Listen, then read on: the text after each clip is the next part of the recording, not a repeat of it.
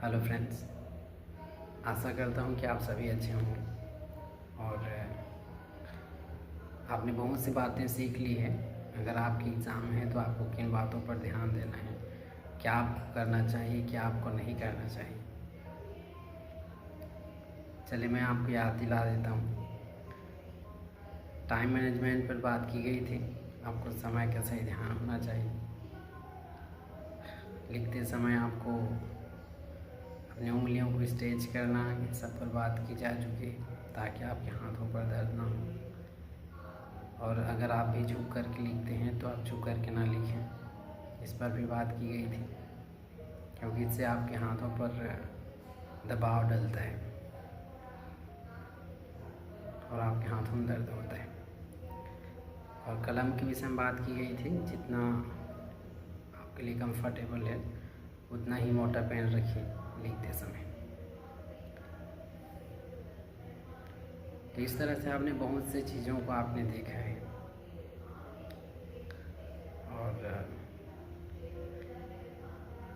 और जितना हमारे लिए पढ़ना महत्वपूर्ण है उतना ही हमारा इसमें आपकी पढ़ाई में आपके भोजन भी भूमिका, उसकी भी एक भूमिका है।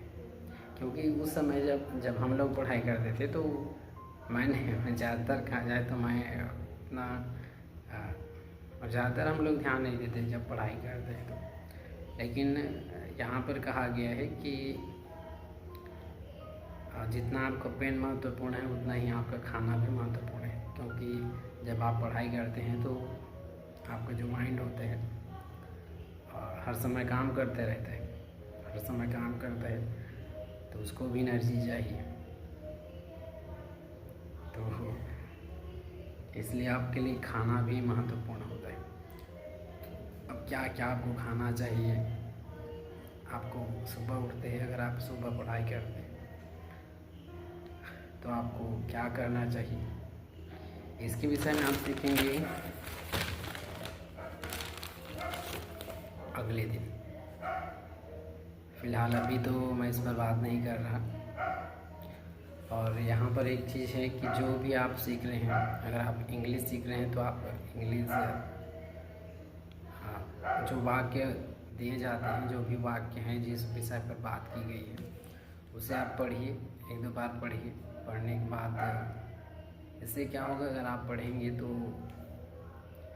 आपकी स्पीकिंग, जो बोलने का जो तरीका होगा, फ्लुएंट होगी। बोलने का तरीका कहने का मतलब है कि आप जैसा कि कई ऐसे वर्ड होते हैं जैसे हम हमारे प्रैक्टिस में नहीं होते, तो अगर आप उसे पढ़ेंगे तो वो आपकी ज़ुबान पर फिट आएगी, बार बार आप प्रैक्टिस करेंगे। तो इस तरह से आप जब इंग्लिश स्पीकिंग करेंगे तो वहाँ पर आपको अटकना नहीं होगा। You can speak English easily. तो इसलिए आप इंग्लिश को ज़रूर देखिए। और यहाँ पर इसमें कोई डाउट नहीं है कि आपकी इंग्लिश इम्प्रूव हो रही कि नहीं हो रही। अगर आप वीडियोस देख रहे हैं डेली तो भले ही आपको पता ना हो, पर आपकी इंग्लिश इम्प्रूव हो रही, आप बहुत से वर्ड को सीख रहे हैं।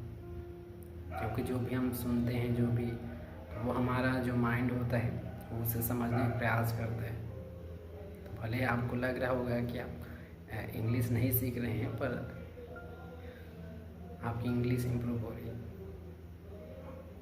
और इंग्लिश इम्प्रूव करने की यही मेन तरीका है, जो मुख्य है। पहली बात तो सुनना, और उसके विषय में वीडियोस देखना। फिर आपके लास्ट पॉइंट आते हैं प्रैक्टिस। तो यहाँ पर जो आप नॉलेज रहती है, जो आप इंग्लिश पढ़ते हैं यहाँ पर, तो उसमें नॉलेज के साथ होते हैं।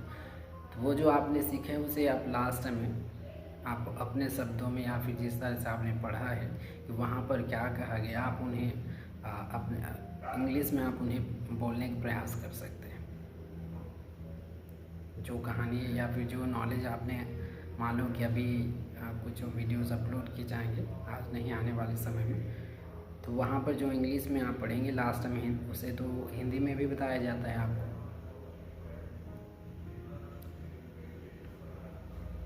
तो आप उसे इंग्लिश में वहाँ पर मीनिंग भी बताई जाती है कि इसका मीनिंग ये होता है। तो आप उसी को आप इंग्लिश में आप बोलने का प्रयास कीजिए कि जो आपने सीखा है, जो आपने पढ़ा इंग्लिश में, जो वहाँ पर मैं आपको पढ़ करके सुनाता हूँ, तो वहाँ पर जो आपने सीखा है उसे आप इंग्लिश में बोलने का प्रयास कीजिए। आप तो समझ गए उसका मतलब क्या होता है, क्योंकि हिंदी में आपको बताया जाता है।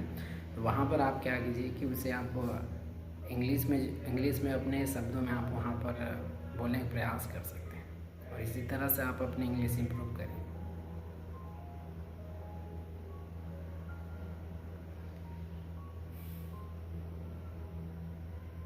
जैसा कि आज आपने क्या सीखा था, हमारे पिछले वीडियो में आपने क्या सीखा था। बात की गई थी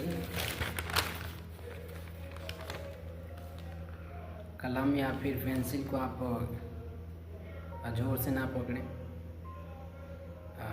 पकड़ना भी लिखने की गति को कम करता है। अगर आप कलम को जोर से पकड़ते हैं तो वो आपकी लिखने की जो गति है उसे भी कम करता है। यही सीखा था आपने। इसलिए पेन को दबाने के बजाय उसे आराम से पकड़ें। बहुत मोटा पेन लेने से बचें। अब पेन सिर पर इतना मोटा रखें कि आपकी पकड़ उस पर सही बनी रहे। इसी विषय में आपने सीखा था। इसे आप इंग्लिश में वहाँ पर जो बताया गया तो आप उसे प्रैक्टिस कर सकते हैं। प्रैक्टिस कहने का मतलब है कि आप उसे अपने शब्दों में आप कह सकते हैं कि we should not hold a thick pen. हमें एक मोटा पेन नहीं पकड़ना चाहिए।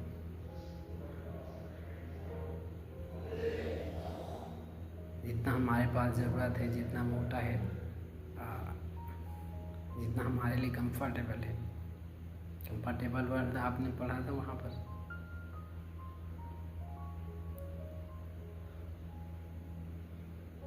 अदरवाइज इट विल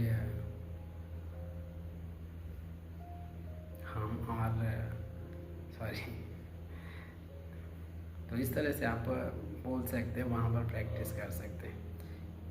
कलम या पेंसिल को जोर से अगर आप कहते हैं हमें नहीं पकड़ना चाहिए, इससे हमारी लिखने की गति कम हो जाती है। तो इसे आप कैसे बोलेंगे? We should not hold pen tightly, otherwise the speed of writing reduces. In this way you can say, इसलिए पेन को दबाने के बजाय उसे आराम से पकड़ें। So hold it comfortably instead of pressing.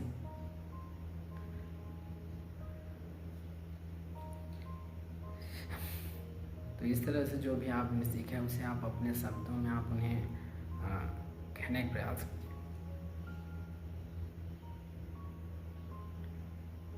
चलिए ठीक है, वीडियोस को देखते रहिए। सब वीडियोस आपके लिए हेल्पफुल होंगी। अभी के लिए बस इतना ही। Thank you for watching.